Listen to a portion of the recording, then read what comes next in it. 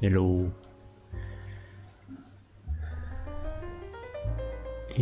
Cái áo của nó mình đang phơi ở ngoài nó bị bay bay. Rồi xin chào, hôm nay là ngày mùng 6 tháng 5.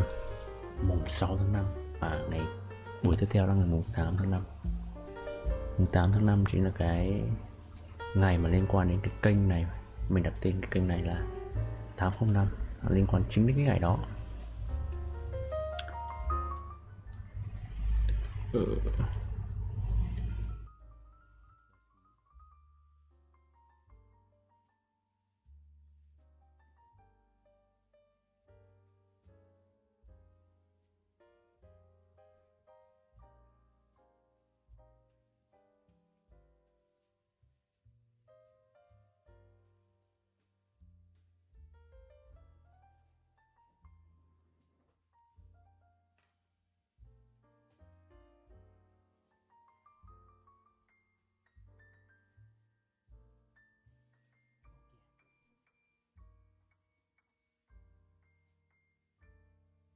Ok, ok.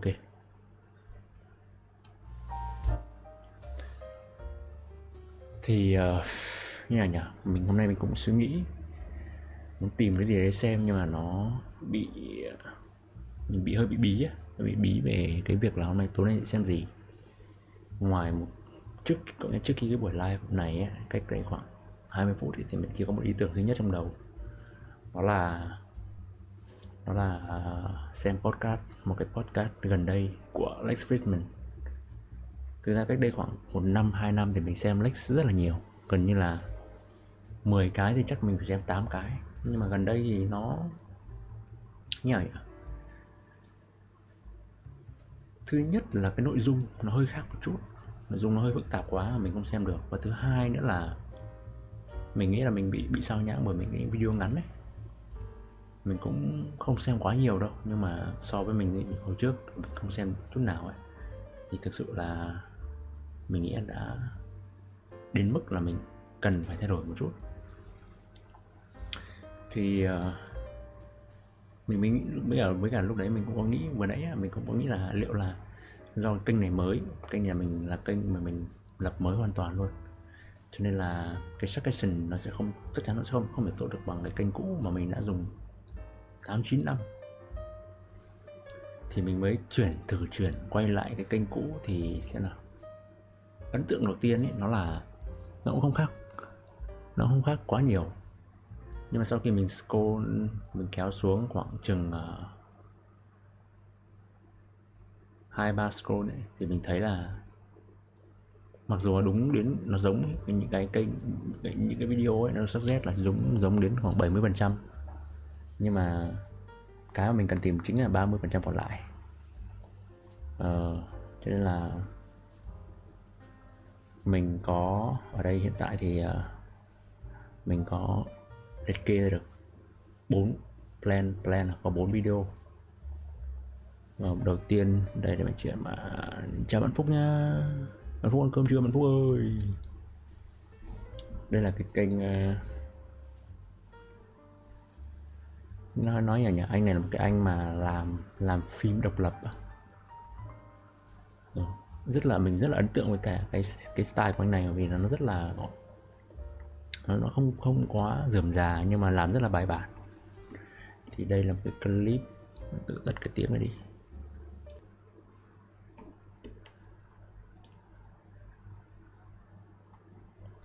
Thực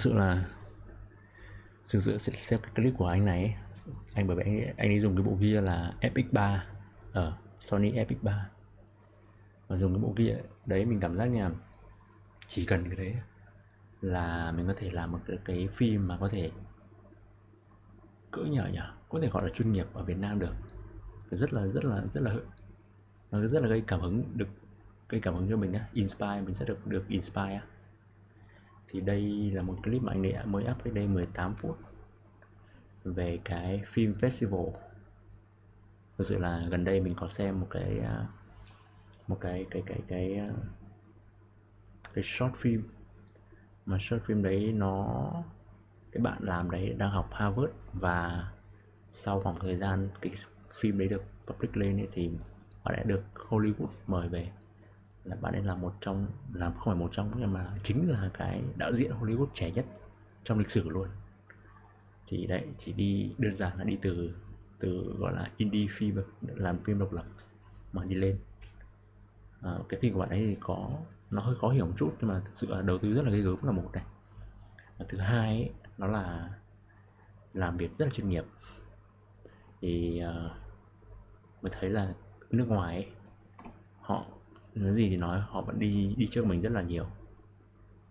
Khi mà YouTuber Việt Nam bắt đầu thành triệu phú rồi thì YouTuber nước ngoài cái chục triệu phú nó nhăn nhản như lợn con rồi.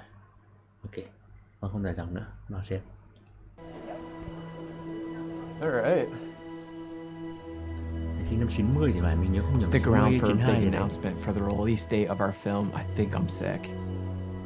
After an entire year of being on the film festival circuit and getting dangerously close to our release date, our film, I Think I'm Sick, finally played outside the US and played its international premiere at the Manchester Film Festival. I know you felt it when The Wilds are headed to England. I told you you want mine, but you were always on my mind. Cigarettes How's that bacon looking, Chris? my lips, babe. You know that you were missing when we finally don't reconcile. No fear without sound. So we took a nice little 8-hour flight over to Manchester, and Tyler and I were just coming off of getting back from shooting Nala over in Kenya, so we were absolutely gassed.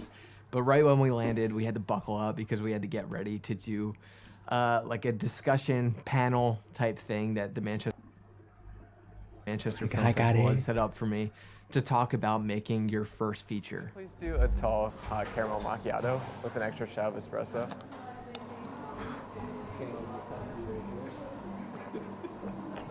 Reminds me of my wife. The Vin train.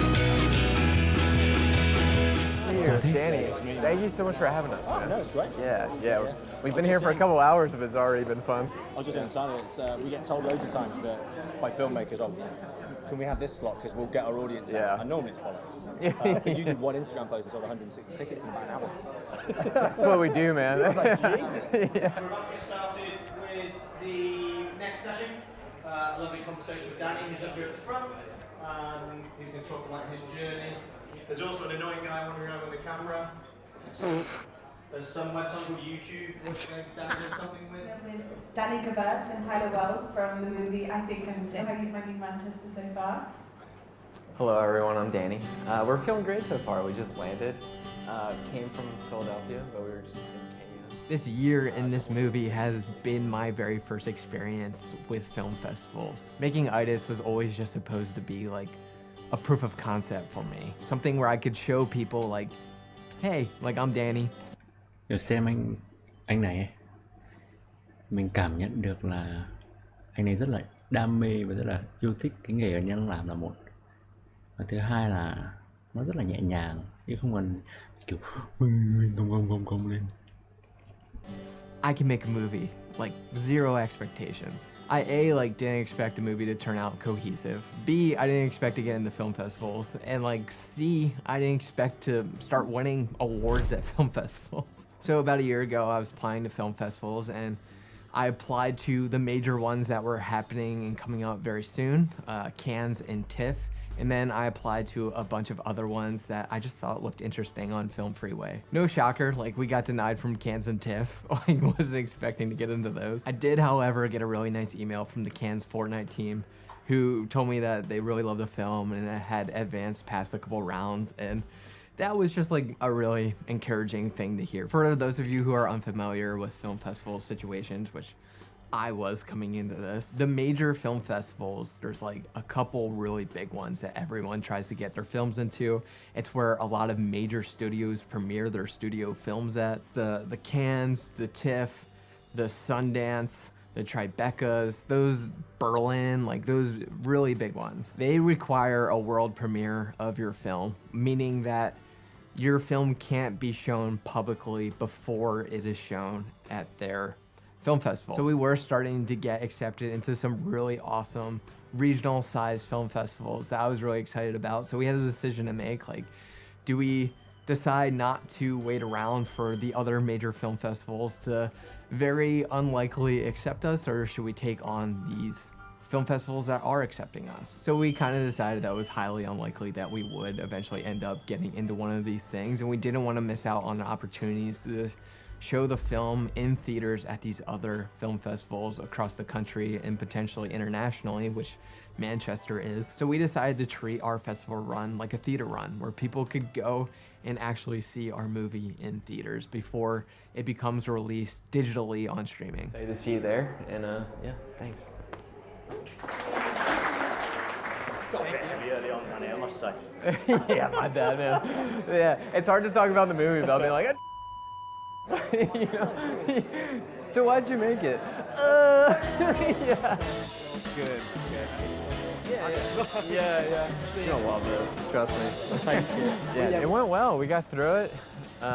Tyler picked up to give me a break every now and then, but no, good start to the festival so far. It was cool to see like so many young faces show up to a film festival and be interested. One of the guys is like, Danny, Tyler, big fans of you both, but mostly Danny. A great day in Manchester so far. We are about to head to like a Danny. Liệu có phải là lâu rồi mình không xem YouTube mà không đeo tai nghe không? Bởi vì tự dưng mình thấy ôi, ASIC bên trái này. Ý. Tự dưng mình thấy cái chất lượng của đoạn này nó tốt ghê. Nó kiểu như là gắn cái mic ở ngực ấy, chứ không phải là shotgun mic. so far. It was Nhưng mà cool có to vẻ see như là shotgun. like so many young Này, faces show up to a film festival and be okay. interested. One of the guys is like, Nhưng mà nếu mà Danny, Tyler. nếu mà gắn mic không dây thì có nghĩa là phải gắn mic của anh này nữa. Bởi vì tiếng anh này cũng rất là tốt. Big fans of you Oh, both, come on, but mostly shotgun, Danny. A great day in Manchester so far. We are about to head to like a little red carpet interview situation. We haven't had a red carpet experience at a festival so far. Heads to the movie, which is luck. I always hate showing this thing. It just like never really gets easier, but we'll see. Got a good thing coming, and it's all I need. Everything I wanted. These are like the first lights I had when I first started filmmaking right here. Dude, I'm also mic'd up. You're also mic'd up in here. See that Now shit? we're like triple mic'd up Yeah, right now. Dude, I'm a fucking narc. Ê, chứng tỏ tai mình vẫn đúng đó chứ. Từ nãy giờ là gắn mic chứ không phải là shotgun mic. Do you guys say narc? And Yeah, we say It's a good. We're incredibly excited to see our thing on set. I've been watching Danny for a long time. I'm here to see Danny's Đoạn này film này, because mic I've ok watched it for này. years. I am so incredibly excited to see Acting on Sick. Thì lại kỳ công đến cái mức là lúc nào phỏng vấn một người lại gắn mic à? hey, so Manchester's been beautiful. Excited Máy gì đây? to see Canon, Acting on Sick. Sony, FX6. Hey, so Manchester's been beautiful. you know. Great to meet you, man. Oh, thanks for coming, man. Good bunch of lads. Something. Yeah. Delighted to be joined by the director Danny, who would love to say a few words to you all before the film starts. Yeah, thank you. Just dying to say some words. This movie is dark comedy. It has some heavy moments to it, so trigger warning there. But let's all enjoy a dark comedy about suicide. Woo! My brain just froze, dude. Delighted to meet you.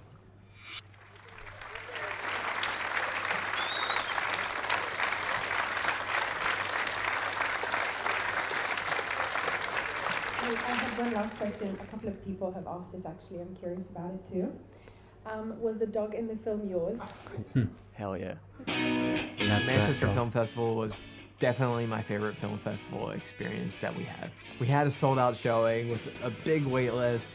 The crowd was super into the film. We had a great Q&A afterwards. People stuck around to chat, take pictures.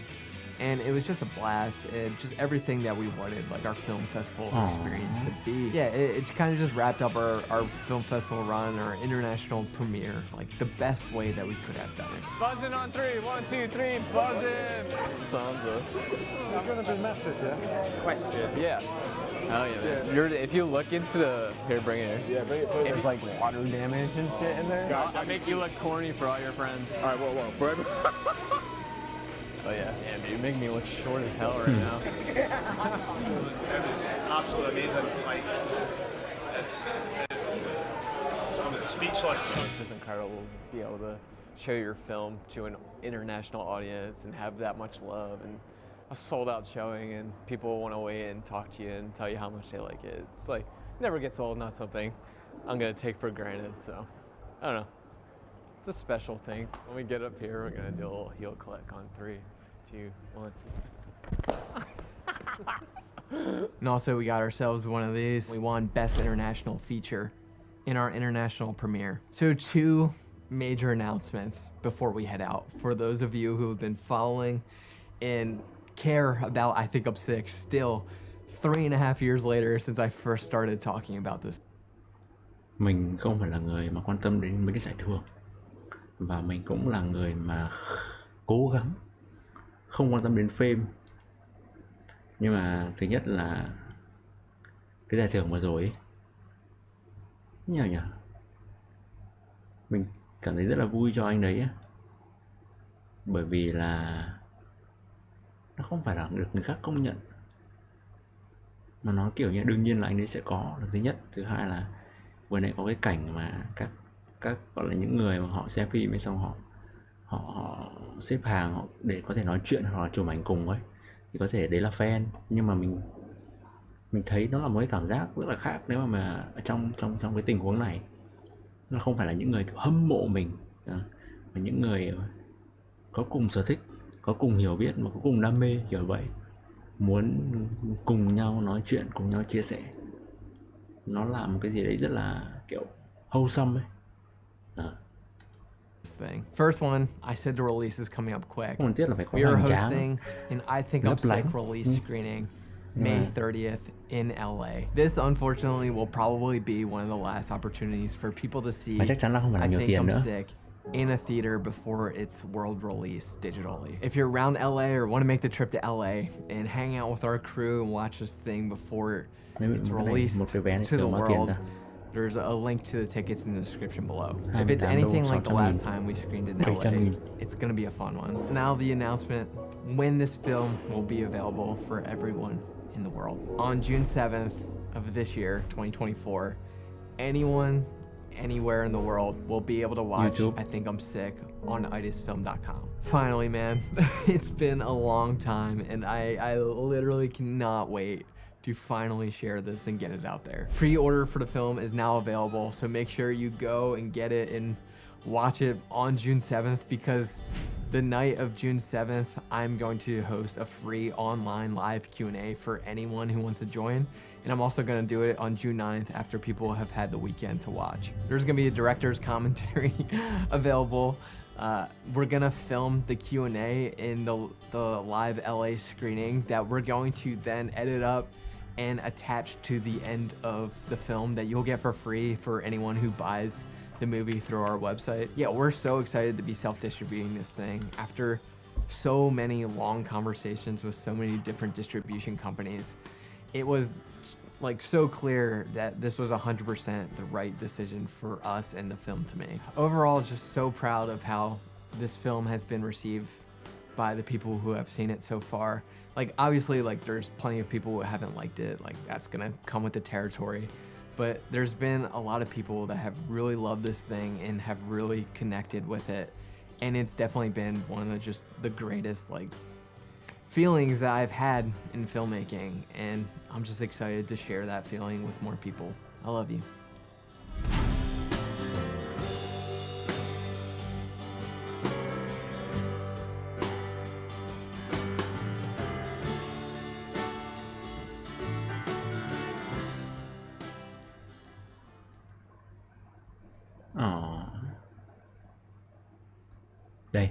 Đây là những cái phim mà mình nói này, mình nhớ là mình thấy rất là nhiều lần ở trên suggestion của mình, nhưng mà mình không xem cho đến khi mà mình xem được một cái tweet trên Twitter của Casey Neistat retweet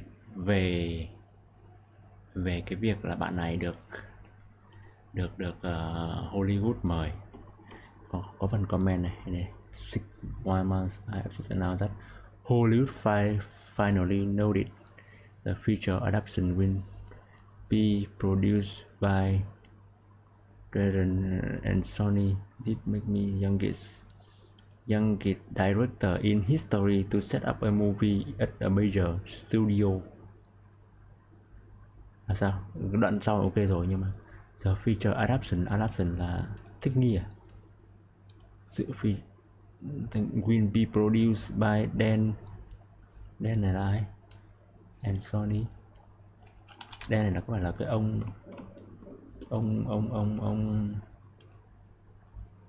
tweet trên Twitter không? Đấy, nhưng mà đại khái là như vậy. Mặc dù mình xem rồi 12 phút là nó đúng kiểu hơi bị nghệ thuật đấy, thế là mình xem mình không hiểu lắm, chỉ thấy đấy, mình chỉ nhận ra là rất là đầu tư cho cái việc là làm một cái phim độc lập, cực kỳ đầu tư luôn. Đầu tư ở đây cả về công sức và tiền bạc này, ví dụ như là một cái phân cảnh này, một cái MV, chỉ có cỡ một cái MV ở Việt Nam mới làm được thôi, chứ còn mấy cái TVC cũng chưa khả năng làm. Mà đây là đầu tư về mặt bối cảnh nhé, còn kỹ thuật quay với cả kịch bản thì còn chưa nói đến. Rồi dàn cái gì, đây là award này, kiểu điên khùng luôn đấy. Còn đây là dàn diễn viên thì không nói rồi, nhưng mà crew này nó khác gì một đoàn phim chuyên nghiệp không? Còn hơn một đoàn phim chuyên nghiệp ở Việt Nam ấy chứ. Không hơn được, nhưng mà bao giờ indie team gọi là indie filmmaker có thể được cỡ như này. Rồi, đây clip thứ nhất. Clip thứ hai mà mình vừa nãy mình thấy suggestion ở trên cái kênh YouTube cũ của mình là sự khác biệt giữa North Face chứ, The North Face và Patagonia. Mới mình nhìn bánh nhầm là Adidas và Patagonia. Thì Patagonia là một cái brand mà mình cũng rất là có cảm tình, và mình nghĩ là nó sẽ làm bucket list của mình khi mà mình đạt được một cái gì đấy. Thì khi nào mình dùng đồ Patagonia nhiều thì khi đó mình đã đạt được một cái gì đấy rồi. Tất nhiên thời điểm hiện tại thì mình cũng cố thì mình cũng mua được, nhưng mà vấn đề không phải là có nó hay không, vấn đề nó thiên về cái việc gì trừu tượng hơn. Patagonia and North Face are well known as two of the top brands in the outdoor clothing market. They've long been competitors, with reviewers frequently pitting their wares against one another. But this video is not a comparison between the North Face and Patagonia puffer jacket and which one will keep you warmest on a cliff face. In this video, we are going to be talking about the differences between Patagonia and North Face when it comes to their overall branding and marketing message, particularly around the planet.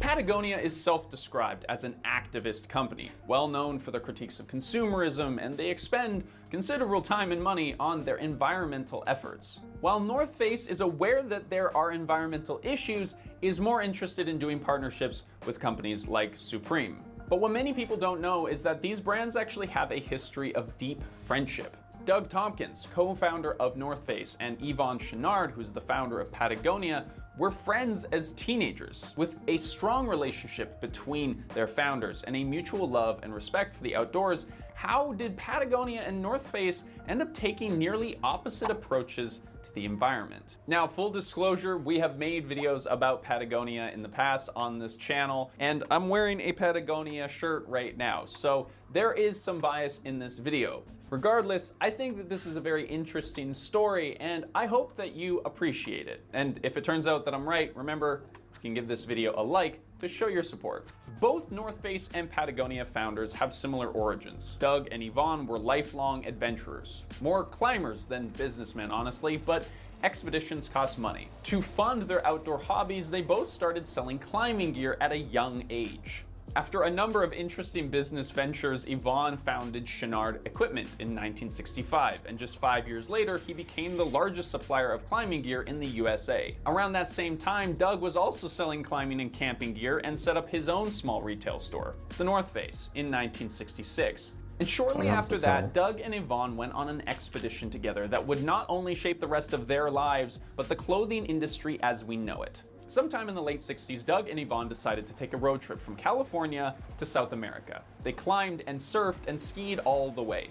The trip was Doug's idea, but Yvonne agreed to go on the condition that they could ascend Mount Fitzroy in Patagonia, Chile, which you may recognize from this familiar logo. Doug and Yvonne were both so enamored by the natural landscapes of South America, and particularly the Patagonia region, that they were never the same. The friends found themselves a new passion: conservation. Not too long after this trip, the two friends applied their life-changing experience to their companies, but they were not prepared for the craziness that the outdoor industry was becoming. Yvonne expanded to selling apparel and founded Patagonia, adopting the silhouette of Mount Fitzroy as his new logo, inspired by his Patagonia trip. Yvonne made sure the brand reflected his values and emphasized environmental responsibility as a part of his company. Meanwhile, Doug sold the North Face just 2 years after he opened his first retail store. Instead, he founded Esprit, which is another similar company, which he then grew into a multi-million-dollar company. But despite his massive success in the clothing business, Doug wasn't happy with what the industry had become. As the popularity of outdoor sports and comfortable daily attire grew, so did the outdoor apparel industry. Just in the last few years, the market for outdoor clothes went from $5.1 billion in 2013 to $6.7 billion in 2019, and that's just in the USA alone. Globally, this trend is expected to continue well into the future. To Doug, it was clear that this kind of growth was unsustainable. Outdoor clothing was becoming just another fashion category, and suddenly everyone thought that they needed Gore-Tex for their morning commute. I'm very guilty of this. I wear a Patagonia jacket when I get on the bus to go to work. He, more than most, was painfully aware of the impact that his products were having, and he envisioned an apocalyptic future if something didn't change. In one interview, he described a world of sand dunes populated with Norwegian rats and cockroaches, which is very specific. In 1989, to prevent this bleak future, Doug sold his share of Esprit USA because he, quote, wanted to stop selling people things they don't need. By that time, his share was Stop selling people things they don't stop selling people things they don't need. By that time, his share was worth $125 million. He used that extra cash to move to Chile, where he started a foundation called Deep Ecology and began collecting what now amounts to 2.2 million acres of land. Although as of recording this, we couldn't really find any online presence for this foundation anywhere. Now, we don't actually know what this choice meant for their friendship between Doug and Yvonne, but what we do know is that the two remain friends. They went on countless adventures together, right up until the moment when at age 72, Doug passed away in a kayaking accident on an expedition with Yvonne. An expedition in Patagonia.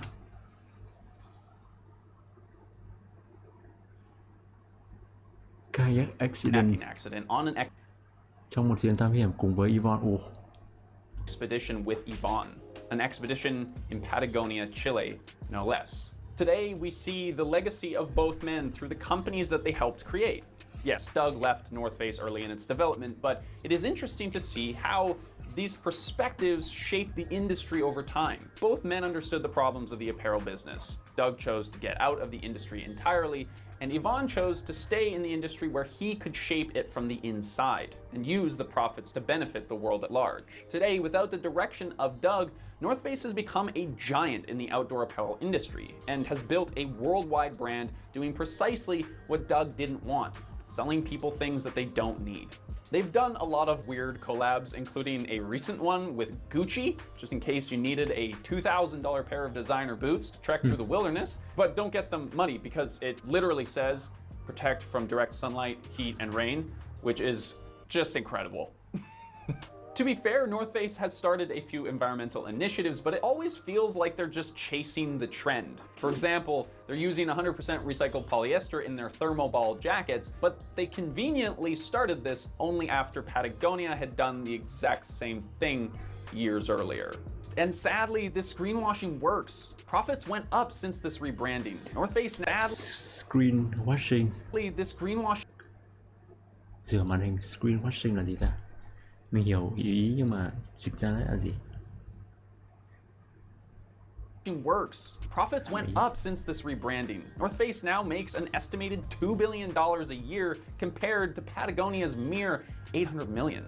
As for Yvon, he stuck with Patagonia and continued to innovate within the outdoor gear scene. Patagonia figured, if you're gonna buy new outdoor gear, it might as well be made of the best materials and produced sustainably. They single-handedly created the organic cotton industry in the 1960s, and they're doing the same thing again today with hemp. We actually made a whole video about this subject if you want to learn more about that. The link to that will be down in the description. Patagonia's actions have become trend-setting standards for basically all outdoor clothing companies. But their influence goes beyond just the industry itself. They also helped co-found the 1% for the Planet nonprofit, and they've been recognized as a leader in corporate activism across the world.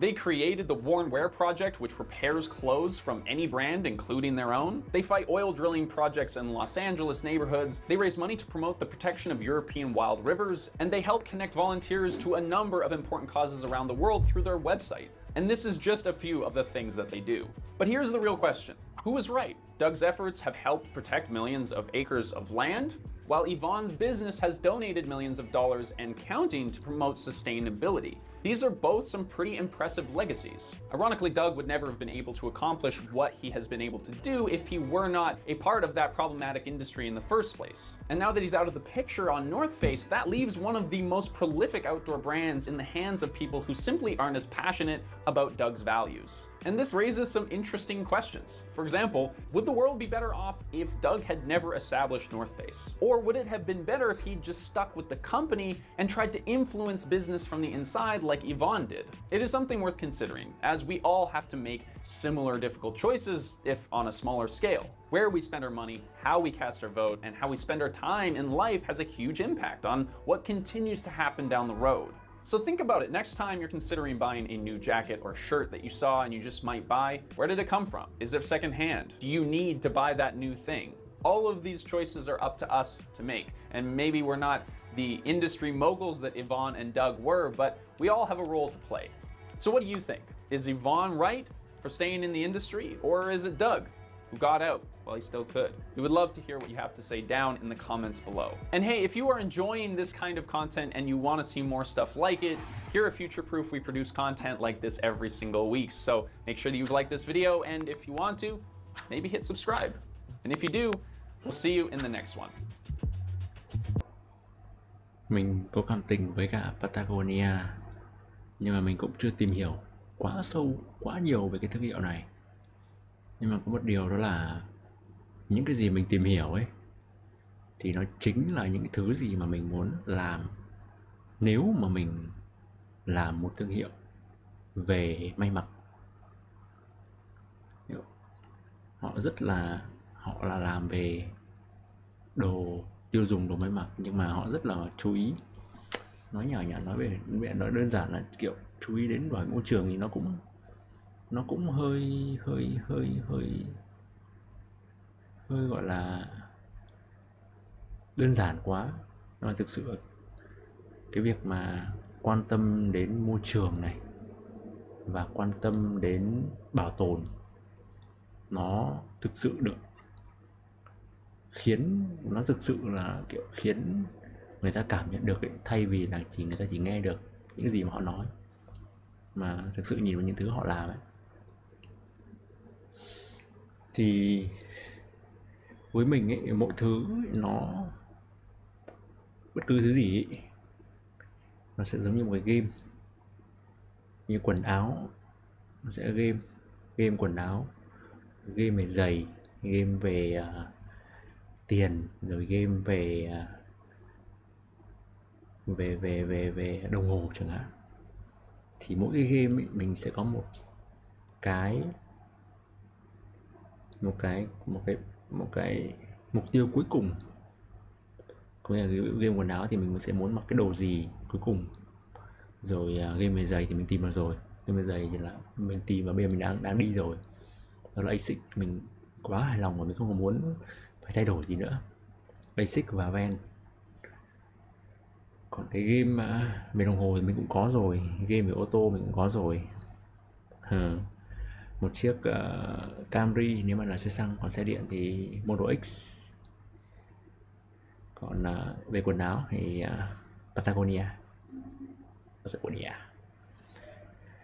Mình hơi tò mò, vừa nãy thì có nói đến cái việc là kênh này có một cái clip nói về Patagonia rồi. Mình hơi tò mò cái đoạn clip đấy. Có không ta?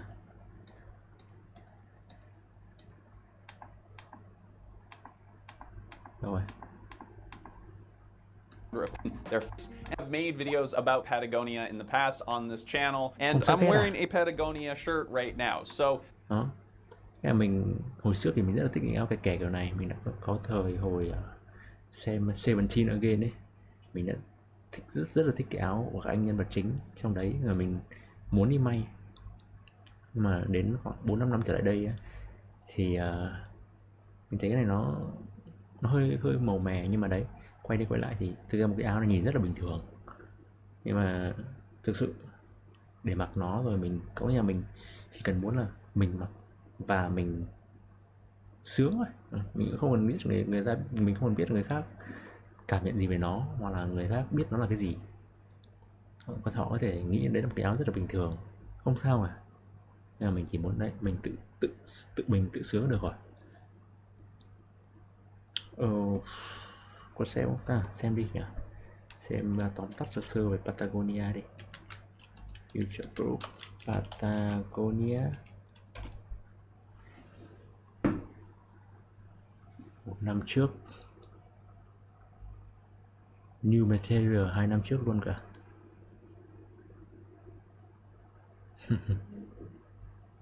Sao North Face lại ra sao xuất Patagonia lại ra North Face này?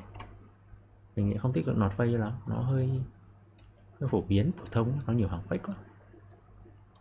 Patagonia nó cảm giác nó low key, nói chung là hơi bị bias. on Black Friday 2011, Patagonia placed this full-page ad in the New York Times, detailing the environmental cost of their very popular fleece jacket. This was a part of a very much on-brand campaign to encourage consumers to reduce, reuse, recycle, instead of getting sucked into the seasonal overspending hype.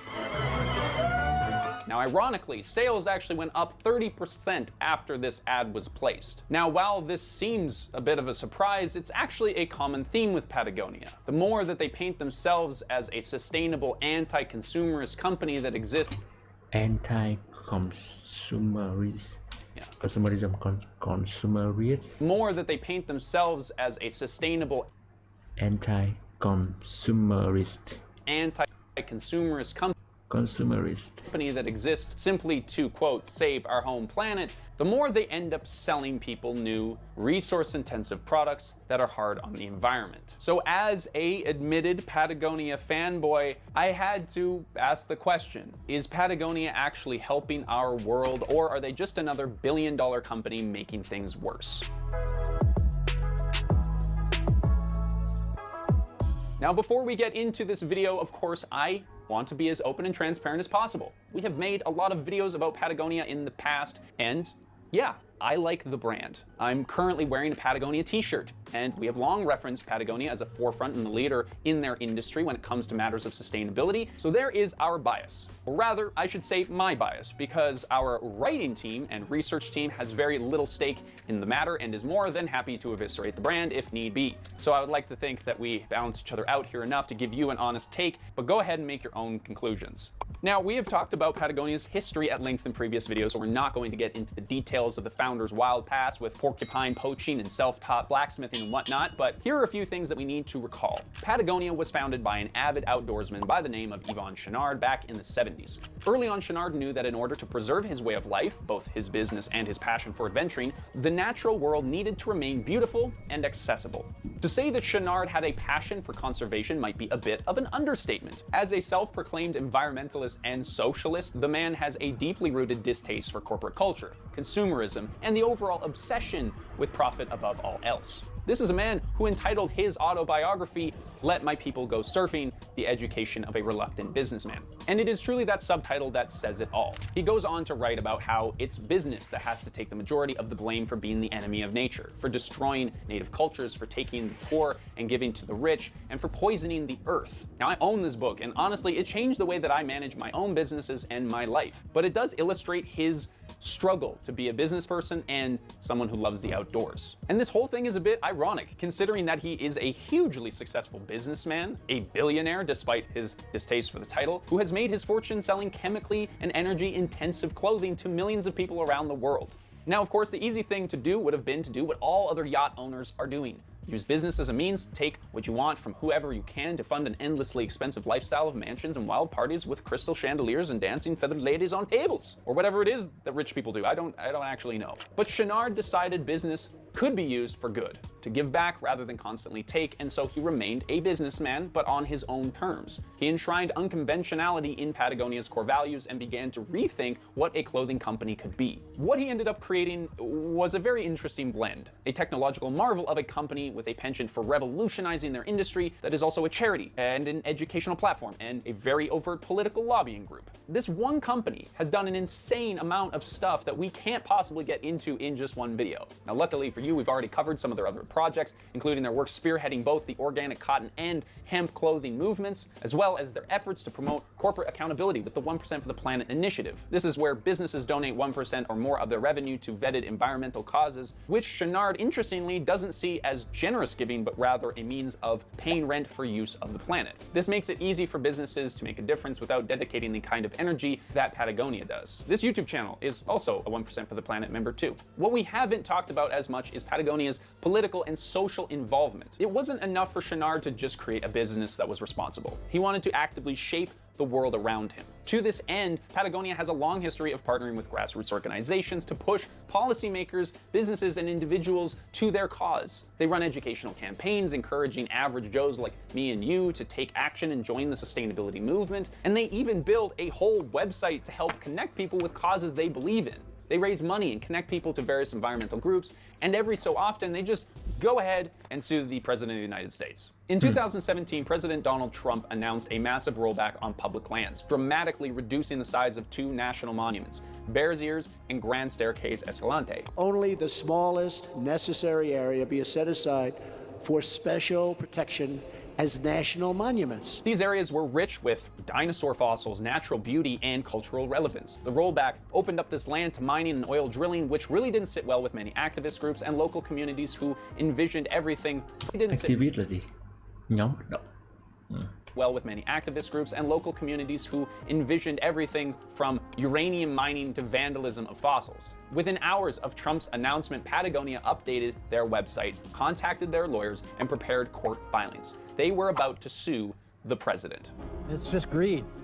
This belongs to us. This belongs to all of the people in America. Now, the rollback still went through, and some extraction has taken place on these formerly protected areas, but largely because of public backlash spurred on in part by Patagonia, large-scale development never really became a thing. Now, while this is one of their most famous displays of political action in the name of protecting the planet, the list of efforts against controversial policy and educational campaigns for environmental issues in need is really impressive. Many of these protests are directed at the fossil fuel industry, which is where things get a little gray. See, Patagonia really wants people to know how much it hates the fossil fuel industry. They've joined a whole social media campaign to get President Joe Biden to build back fossil-free, with the goal of ending an era of fossil fuel production. They celebrated when the Keystone Pipeline permit was revoked and are pushing for America to cease all federal permits for fossil fuel infrastructure. And at this point, most of us can agree that we all need to reduce our dependence on fossil fuels. However, this doesn't change the fact that Patagonia is deeply dependent on fossil fuels to function. The fossil fuel family includes oil, coal, natural gas, which not only accounts for 81% of America's energy consumption, but happens to be in pretty much everything we use on a daily basis. From medical supplies to electronics to the fertilizers that grow our food, petroleum is used for more than 6,000 everyday products, including anything that has plastic in it. The truth is, Patagonia is just like everyone else in this scenario. Their whole supply chain depends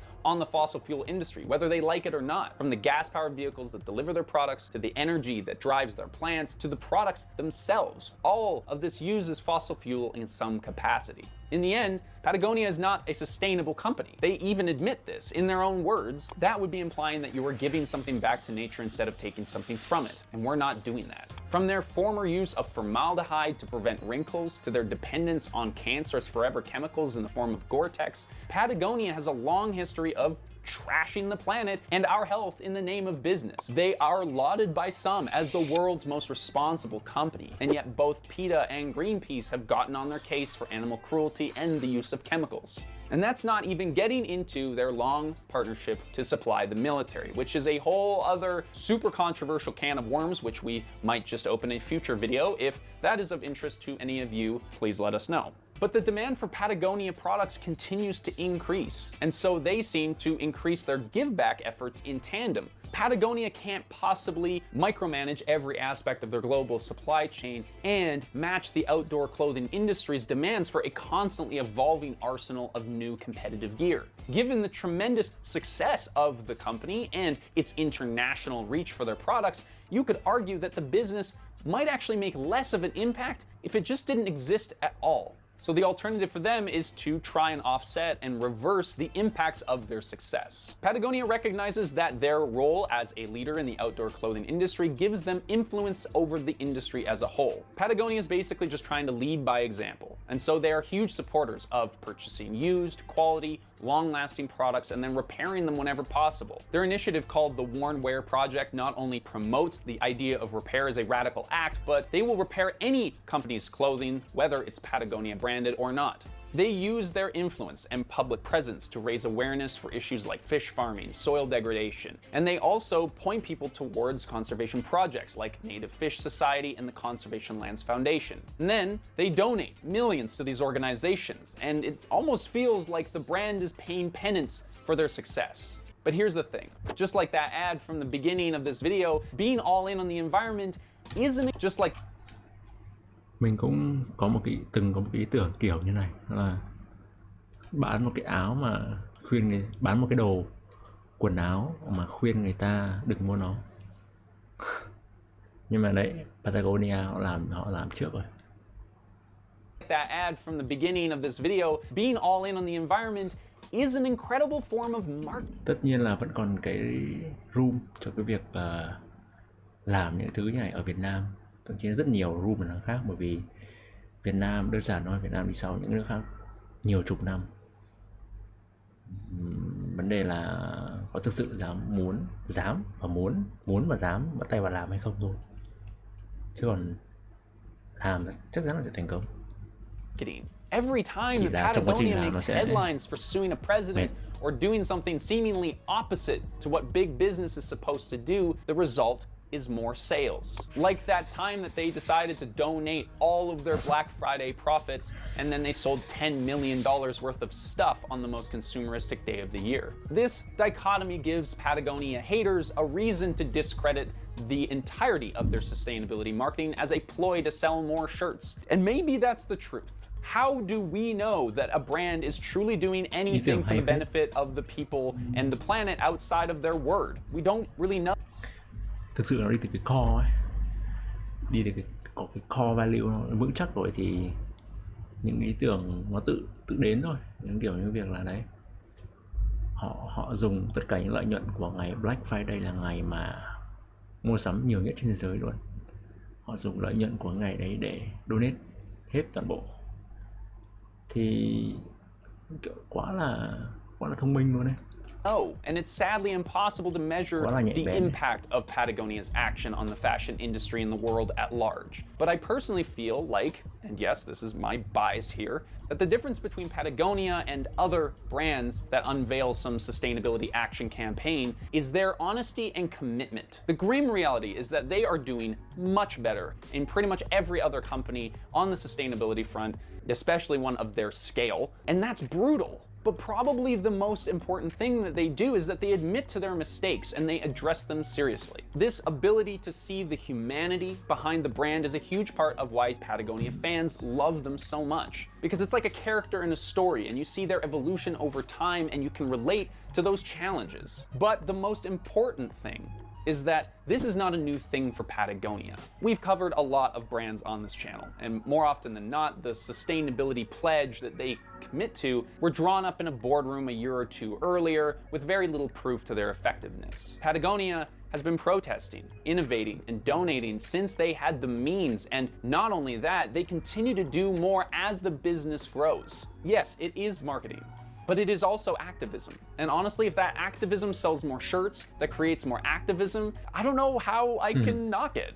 At least people will be buying from them and not a competitor without the same kind of corporate backbone. Thank you so much for watching. We'll see you in the next episode. Có một sự liên quan nhẹ đến Patagonia, đó là cái đây vài ngày thì mình có đặt một cái lịch là tháng 12 này mình sẽ đi một cái chợ ở Việt Nam, chính xác là hơn là ở chợ Sài Gòn. Chợ đây là cái tên là chợ Nga, bán những cái đồ mùa đông và của cái đồ cũ ấy, của những người nước ngoài, mà cụ thể đây là người Nga, họ đến họ bán lại, và khả năng rất là cao là ở đấy chắc chắn là sẽ có Patagonia rồi, chỉ là đơn giản là nó có phải là fake hay không thôi.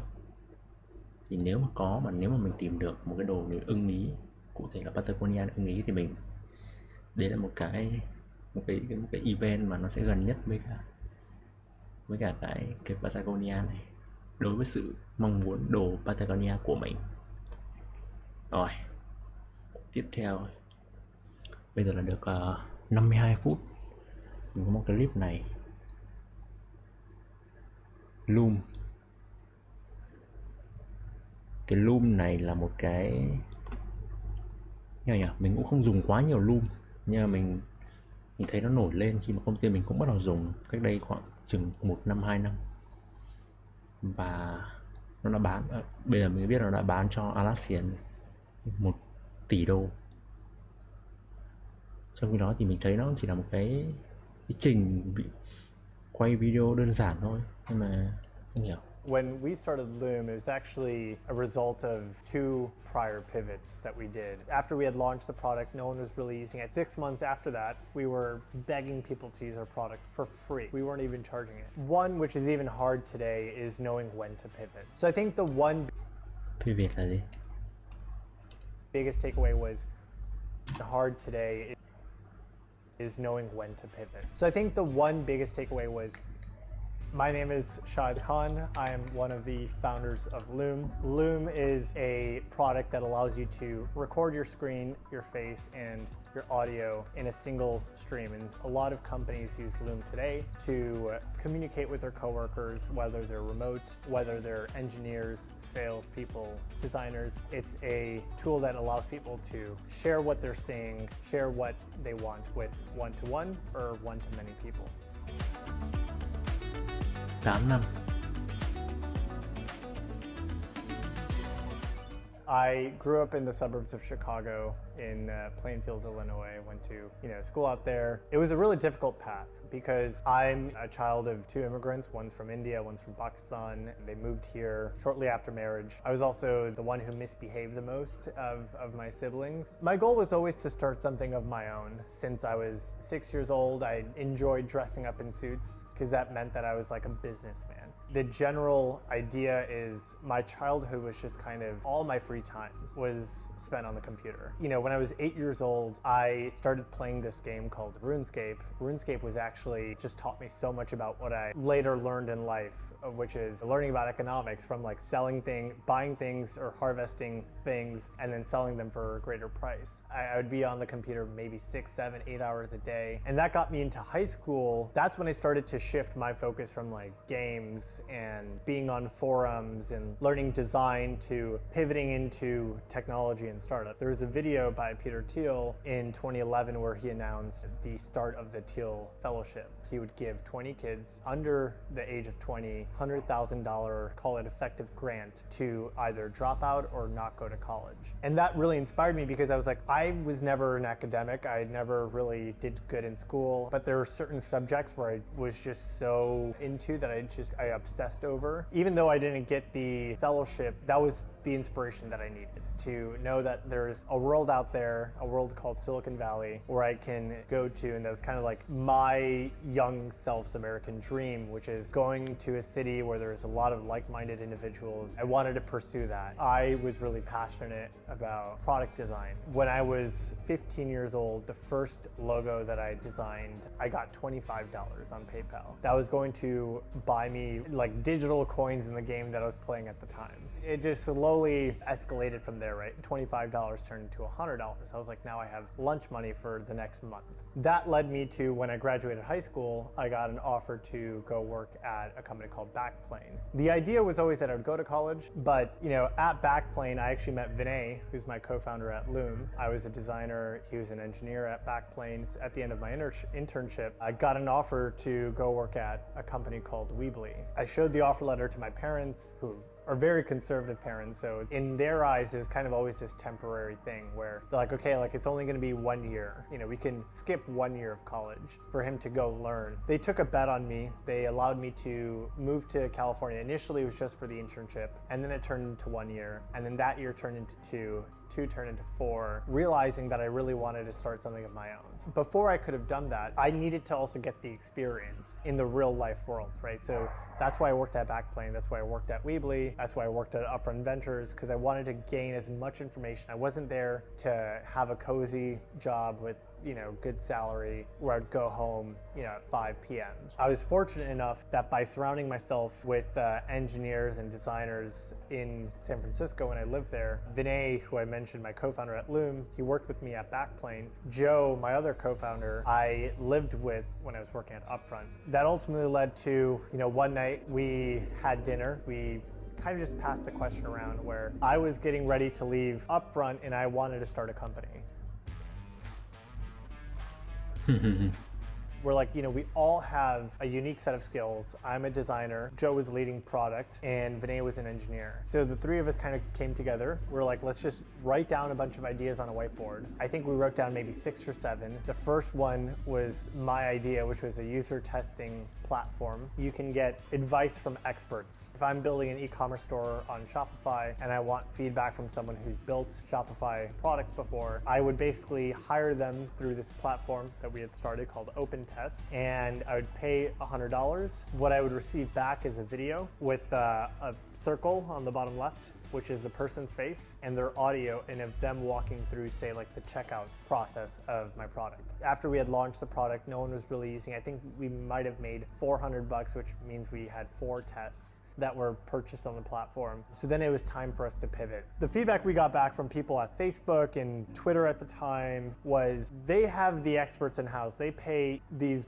big comp packages because they have the experts in-house. They told us that the thing that they would be interested in purchasing was the ability to run a user test and segment to a very specific cohort within their user base. They wanted to kind of collect feedback from their own users. And then we pivoted one more time because I would say 6 months after that, we were begging people to use our product for free. We weren't even charging it. There's no brand recognition that Open Test had at the time. People turned away, and because they didn't see big logos on our homepage, they didn't use the product. One, which is even hard today, is knowing when to pivot. I think the hardest thing, especially when every single day, 7 days a week, you're just obsessing over one idea, and after 4 months, nó là một sự chia tay đau đớn đấy, khó khăn đó.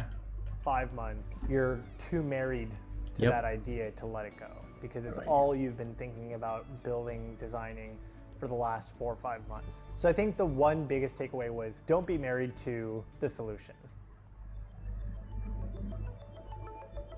I remember there was this one evening we were kind of burnt out. We had spent collectively all of our money because we were bootstrapping at the time. We were also fundraising. I remember to this day, there were 74 people that said no, that they did not want to give us money. 18 or 19 people that just didn't even respond. They opened the email, they didn't respond. And that was kind of a chip on our shoulders to find something that worked and just completely obsess over finding something that people wanted to use. And then that turned into our final pivot, which was people don't want to use this for user testing. What we had realized was there's one person, I believe it was Harvard's research lab, that had adopted a product because they're running a case study. They're running research on a segment of these users and wanted to use a platform like OpenTest to collect that information. What we had realized was they used the product the way that it was supposed to be used, but the person that set that product up, set that test up, used the exact same extension that was built for the people to give feedback, but recorded a video of himself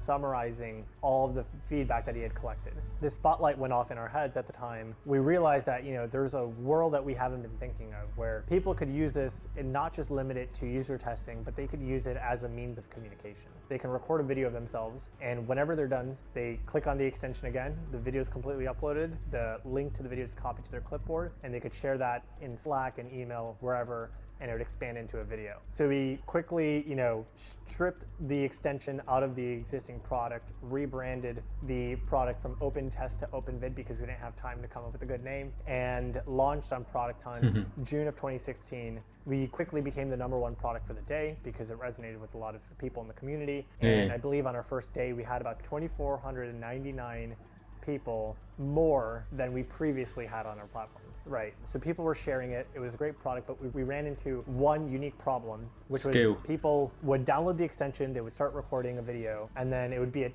typically their first video would be a test video. After that, they would stop using it because they didn't know what they could use it for. So it's a really cool tool, but where do I incorporate this into my daily workflow? We know that we've landed on something that people resonate with, and now we have to figure out how do we find product market fit, which is the biggest question, right? That's where we started to build a very cohesive onboarding. We built use cases, we built personas, so salespeople use it for these purposes, engineers use it for code reviews, designers use it for design handoff, and then our seed round was, okay, now we have users and they're referring it, they're coming back, whether they're coming back weekly or whether they're coming back daily, we know that there's usage here, so we're getting closer to product market fit, and that was our pitch during our seed round. For our Series A, we had users, we had usage, we had good metrics. We were raising our Series A to start to basically turn on monetization. But our plan all along was how do we become ubiquitous within the companies that are already using Loom? I'll use HubSpot as one example because they're kind of the poster child company within Loom that had kind of grown on Loom so quickly. I remember when we launched on Product Hunt in 2016, we had someone from the marketing department at HubSpot sign up to use Loom. And this individual lived in San Diego, and HubSpot's headquarters were in Boston. This was when the company had a couple of distributed employees, but not as distributed as that company is today. And because they were in a distributed role, they were an individual contributor, they wanted to use new tools to communicate more effectively. They installed Loom, started using it, and they shared that video within their Slack. And other people within the marketing department started to adopt that tool naturally because they're like, I see you using this tool, I want to use it as well to record my presentation. That individual is what we called a champion within an organization. He would record a video, I believe it was like a quarterly presentation, and he would send it to his entire team.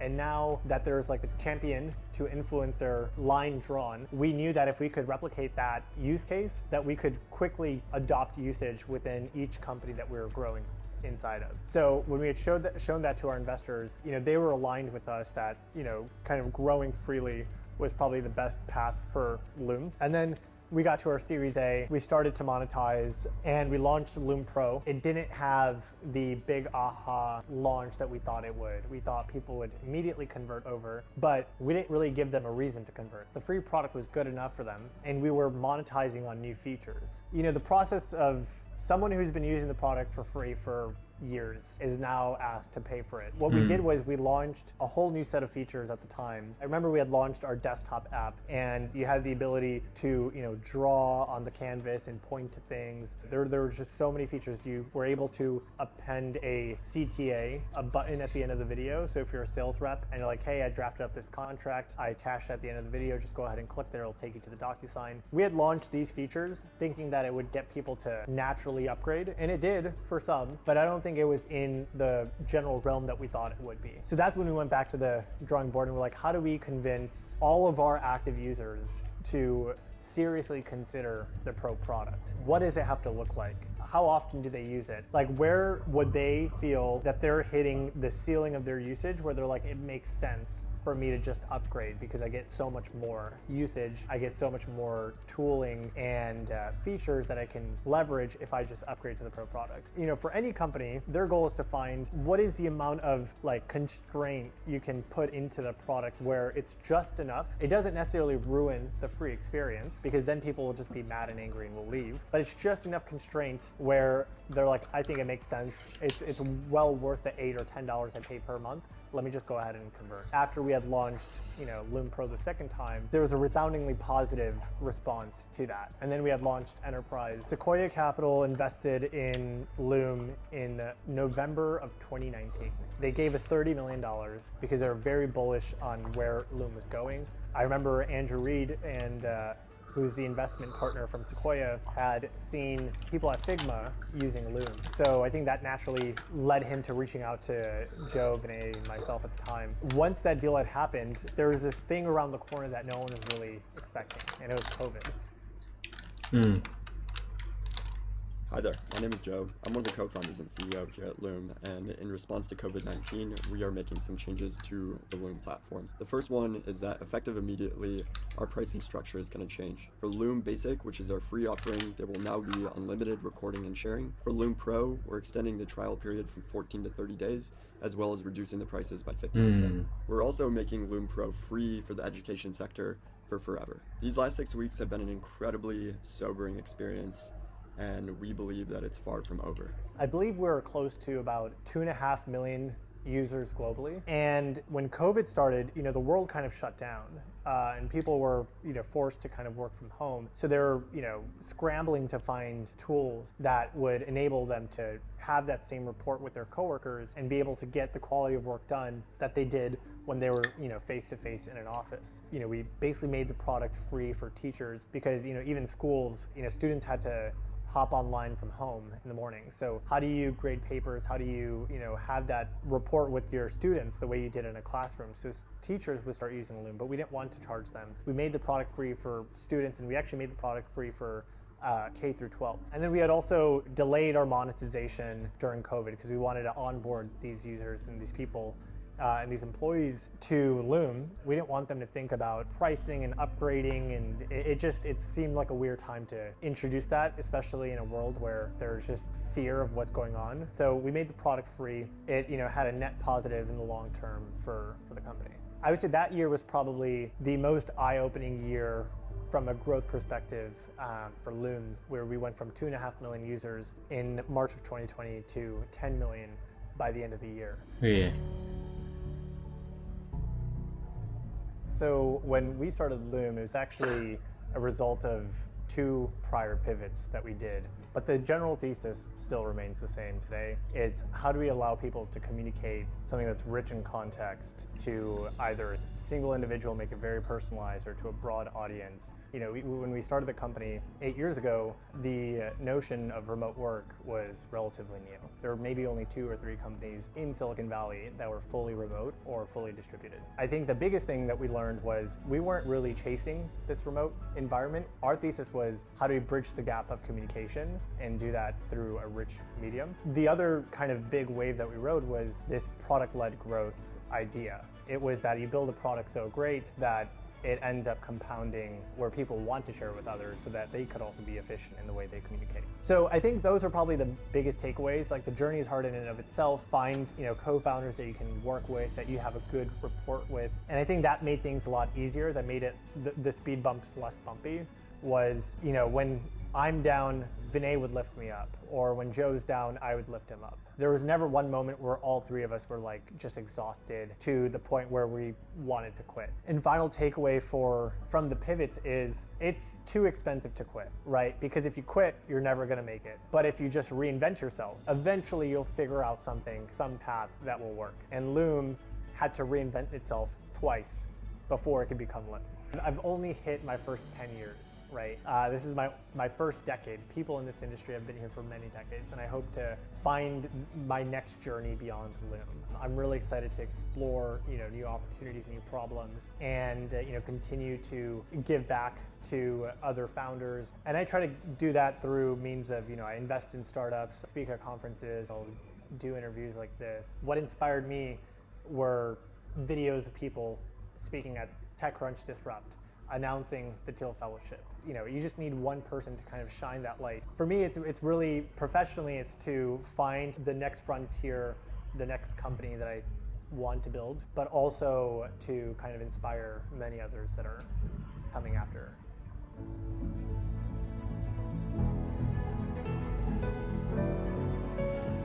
Có một cái là cái đoạn phát triển từ 2,5 triệu đến 10 triệu user trong vòng 9 tháng ấy, thì nó không nói, anh này không nói rõ là trong 10 triệu người đấy thì bao nhiêu, cái số lượng phần trăm ấy mà người dùng trả tiền ấy là bao nhiêu.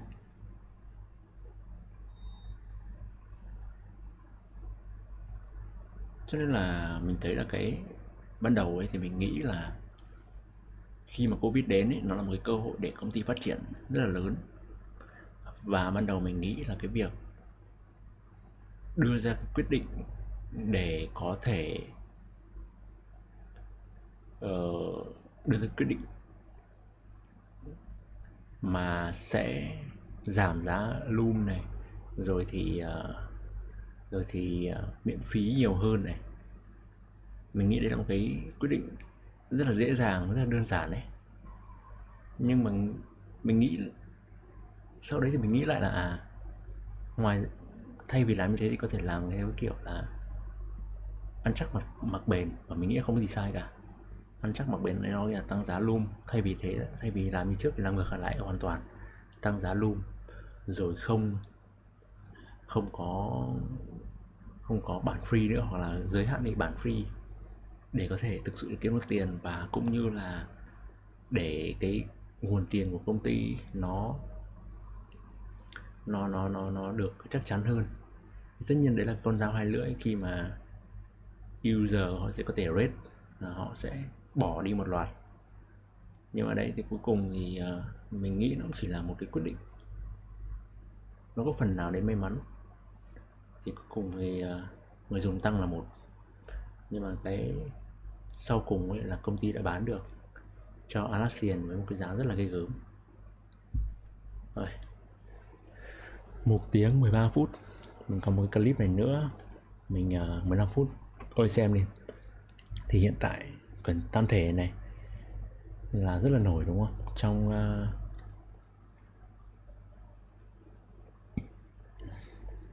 bởi vì nó có một cái series trên Netflix. Thì mặc dù thì quyển này thì mình đã đọc rồi, quyển tam thể tập 1 ấy, mình đọc cách đây lâu rồi, nhưng mà nó là một trong những số ít quyển sách mà mình đọc 2 lần.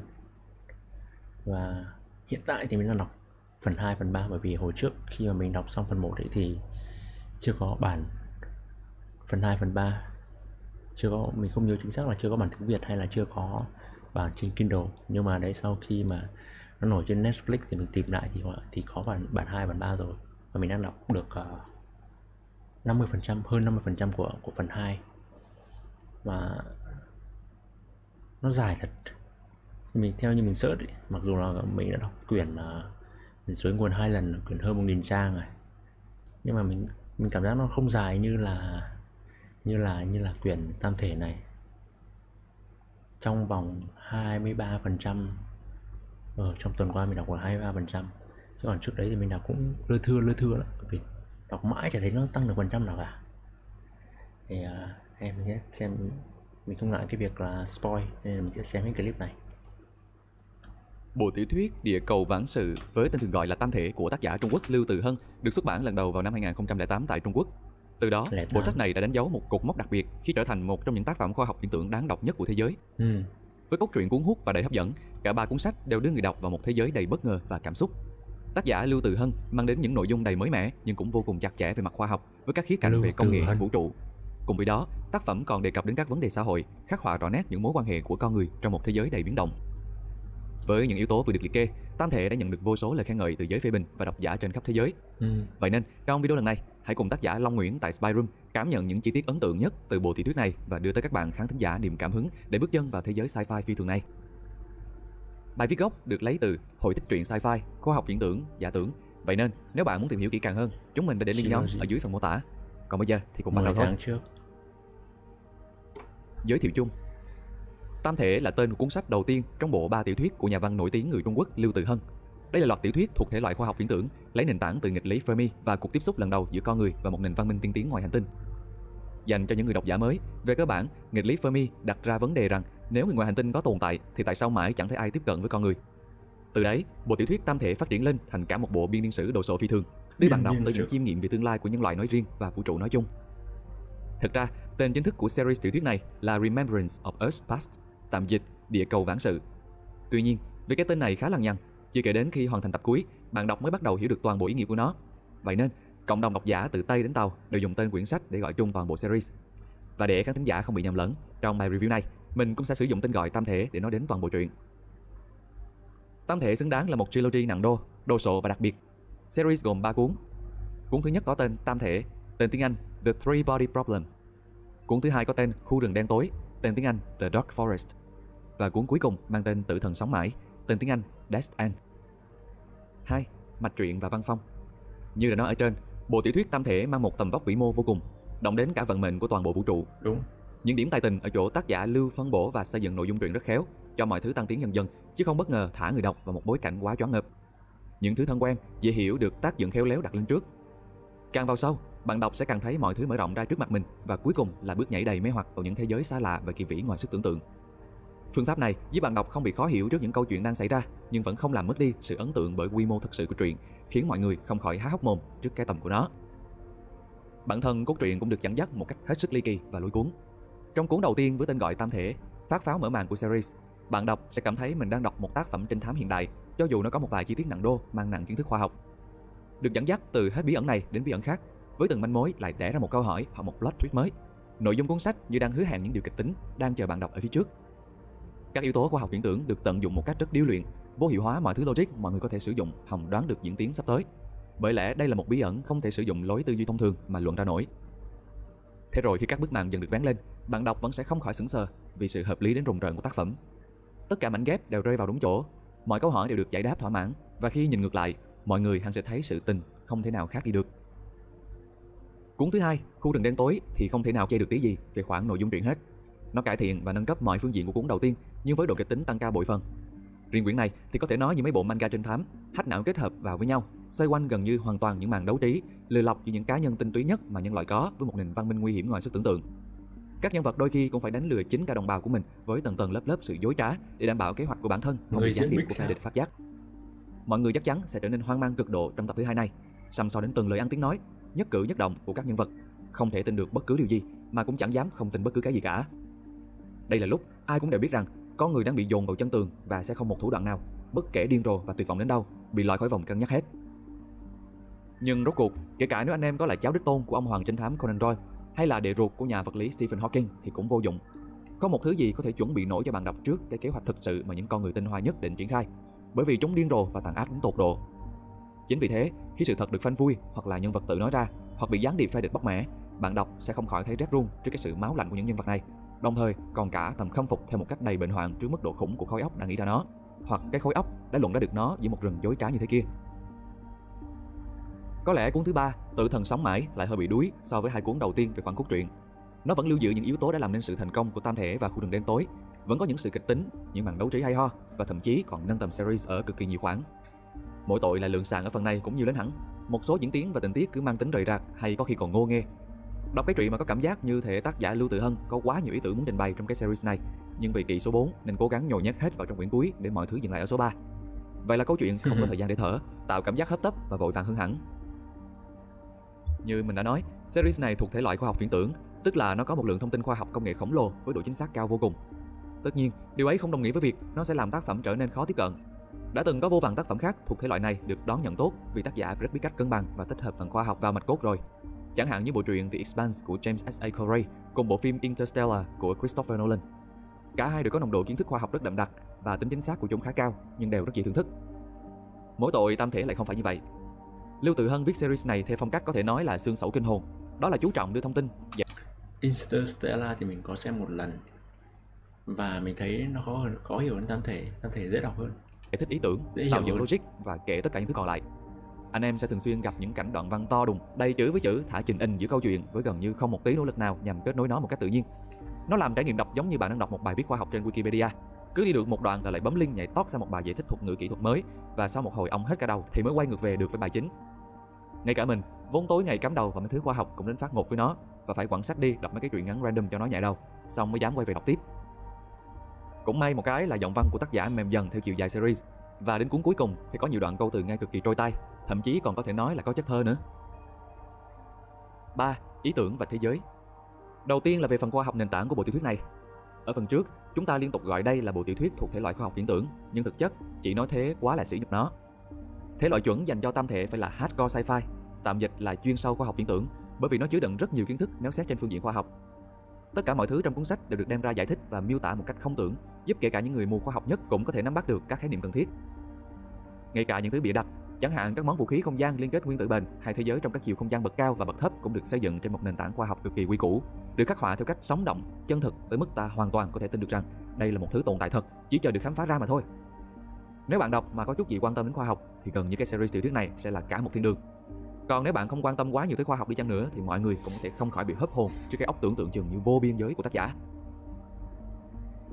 Tiếp đến là bản thân thế giới được xây dựng trong series tam thể. Đây có thể nói là cái phần hấp dẫn nhất nhưng đồng thời cũng là cái thứ khó bàn nhất, bởi vì nó quá khổng lồ. Tác giả Lưu Tự Hân rất thích nhảy cóc điểm nhìn và mốc thời gian. Cứ mỗi lần như thế, ông lại đưa người đọc đến với một thế giới mới toanh, chạy từ thế giới người ngoài hành tinh cho đến thế giới loài người. Bộ tiểu thuyết ấn tượng nhất chắc chắn sẽ là thế giới của con người. Cứ mỗi lần một biến động nào đó xảy ra hay khi một khoảng thời gian nào đó trôi qua, có người Thích ba cái. Lưu Tự Hân. Ông thật sinh năm bao nhiêu đây? Chinese engineer, writer, sinh năm 63. lại phải thay đổi để thích nghi. Đặc biệt, tất cả các xã hội con người được dựng lên trong bộ truyện đều được xây dựng với một sự chân thực đến lạnh tóc gái. Tác giả không bỏ qua bất kỳ tình tiết nào, đánh vào mọi khía cạnh của thế giới, từ mô hình chính trị cho đến loại hình kinh tế, thậm chí còn cả tâm sinh lý của con người trong thế giới đó. Bất cứ series nào với chỉ đôi ba thế giới đặt tầm như thế thôi thì cũng đáng nể lắm rồi. Nhưng tính trung bình ra thì tam thể mang đến tận gần chục thế giới như vậy trong mỗi quyển, tất cả đều chi tiết và sống động như nhau. Mấy cái thế giới này không chỉ có mỗi cái mã bên ngoài thôi đâu. Mọi thế giới đều có thể được hiểu dưới dạng một phép ẩn dụ, tượng trưng cho một triết lý và cách nhìn đời riêng biệt. Chúng luôn có một tầng nghĩa thứ hai, một bức thông điệp tiềm ẩn để mọi người suy ngẫm. Một số thế giới mang lại cảm giác như thể chúng là những mẩu chuyện ngụ ngôn thu nhỏ, đóng vai trò cảnh tỉnh hoặc phê phán một số tư tưởng nhất định. Một số khác lại như một tấm gương đặt trước mặt chúng ta, khiến ta run rẩy trước sự mong manh của thứ gọi là đạo đức và đúng sai, buộc ta phải suy nghĩ rất nhiều về bản chất của con người. 4. Nhân vật. Gần như toàn bộ điểm trừ của series này nằm ở yếu tố nhân vật. Nhân vật của Lưu Tự Hân được viết theo một kiểu cực kỳ cứng.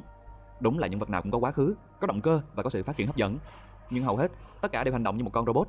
Nhiệm vụ của họ trong tác phẩm là đưa đẩy cái cốt truyện, chứ không phải là làm người. Điều này thể hiện rõ nhất trong cuốn đầu tiên, với các nhân vật như thể được đẽo ra từ cùng một tảng băng vậy. Không thể nào phân biệt được ai vào với ai hết, bởi vì tính cách tất cả cứ mang một kiểu băng giá, vô hồn, cứng còng hao hao nhau. Thật may là họ được quả nội dung truyện gánh rất mạnh, với nhiều cơ hội thể hiện sự khôn khéo của bản thân, khiến họ dù bị nhạt nhưng không hề chán tí nào. Cuốn thứ hai cải thiện được hơn hẳn ở bản này, mặc dù vẫn còn mắc hội chứng mannequin khá nặng. Ít nhất thì nhân vật chính lần này đã có một nét tính cách riêng biệt hẳn, khiến cho sự tương tác của những người khác không bị giống như kiểu đang tự đứng nói chuyện trước gương nữa. Có thể mọi người chưa chắc đã thực sự thấy ưa được cái kiểu tính cách của nhân vật đấy, nhưng dẫu sao nó vẫn là một luồng gió mới, và khi đến khoảng cuối truyện thì hẳn mọi người sẽ dễ thấy đồng cảm hơn. Nhưng sang đến quyển cuối thì không còn gì để nói. Công bằng mà nói, quyển cuối có một số nhân vật với thế giới nội tâm hấp dẫn hơn hẳn hai quyển trước. Trên thực tế, lúc đọc về một nhân vật ở đoạn đầu, mình thực sự cảm thấy bị lôi cuốn bởi nét tính cách và tư tưởng của anh này. Nhưng chỉ sau vài chương, mình nhận ra những cảm nhận ban đầu sai lầm hoàn toàn, bởi hóa ra nhân vật này ngốc khủng khiếp. Cực kỳ nhiều đoạn mình phải lật ngược trở lại mấy chương để xem có bỏ lỡ gì không. Vì như cuốn thứ hai đã dạy cho mình một bài học xương máu. Chắc chắn phải có âm mưu gì, chứ không ai tự nhiên ngu đến như thế này được. Nhưng tìm đỏ mắt vẫn chẳng thấy có cái gì đủ sức biện minh cho mấy hành động đó cả. Yếu kém của một số nhân vật trong quyển thứ ba. Bực mình nhất là chỉ mỗi mấy nhân vật chính bị thế thôi, còn dàn nhân vật phụ vẫn có kiểu tính cách khô khan nhưng trí thông minh thì đúng là không ai sánh bằng. Sự tương phản giữa hai dàn chính phụ này là mình không ngừng cảm thấy tiếc, chỉ muốn mấy cái ông chính chết quách đi, sau đó nhường đất cho dàn nhân vật phụ tỏa sáng. Nhưng không, nội dung của bộ truyện này không hoạt động như thế. 5. Tổng kết. Tóm lại, Tam Thể là một bộ truyện với tầm vóc cực ít tác phẩm có thể bị kịp. Nó có một mạch truyện cực kỳ hấp dẫn, một lượng kiến thức khoa học ở đủ mọi thể loại ngành và được truyền tải rất thú vị, cùng hàng bao thông điệp cũng như những bài học đáng suy ngẫm. Dẫu cho có một vài điểm trừ, bộ truyện chắc chắn sẽ đi vào lịch sử như một trong những kiệt tác của thể loại khoa học viễn tưởng, hay thậm chí còn là một tác phẩm văn học kinh điển thời hiện đại. Bạn khán thính giả rất nên dành thời gian đắm mình trong thế giới của nó nhé. Trên đây là toàn bộ bài review về series Tam Thể. Nếu các bạn cảm thấy hứng thú với bài review này, đừng quên chia sẻ cảm nghĩ của các bạn ở phần bình luận bên dưới nha. Còn bây giờ thì xin chào và hẹn gặp lại các bạn ở những video lần sau. Đây là Spy Room, còn mình là Nam. Thường thì mình hiếm chỉ đọc mấy cái chuyện, những cái sách mà hơi hướng tiểu thuyết hay chuyện, thì tình cờ là cái quyển này là một quyển rất là gọi là gì, một quyển sách rất là thế giới, bài bản, kinh điển về thể loại này. Rồi, hôm nay mình sẽ live đến đây thôi. Hôm nay thì có uống cà phê trước rồi, và bây giờ bắt đầu có thấy hơi bị mệt một chút, bắt đầu mệt, cho nên là nếu mà không uống hôm nay thì chắc sẽ gục như buổi hôm trước. Rồi, mình live đến đây thôi. Hẹn gặp lại ngày mùng 8 tháng 5 thứ tư nha. Bye bye.